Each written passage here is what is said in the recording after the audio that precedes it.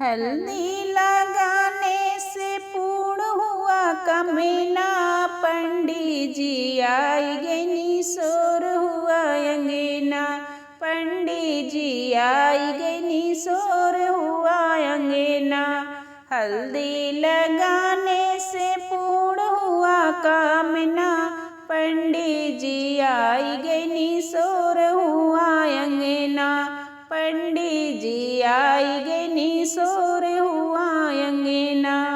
हल्दी लगाने को बुआ जी निकली, हल्दी लगाने को भाभी जी निकली।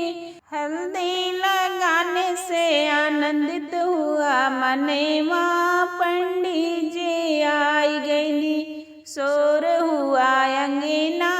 पंडित जी आई गई शोर हुआ अंगना। पंडित जी आई गई। हल्दी लगाने को मम्मी जी निकली, हल्दी लगाने को दीदी जी निकली।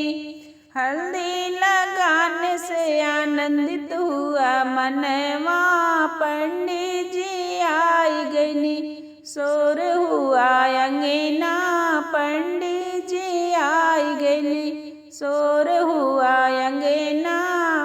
हल्दी लगाने से पूर्ण हुआ कामना,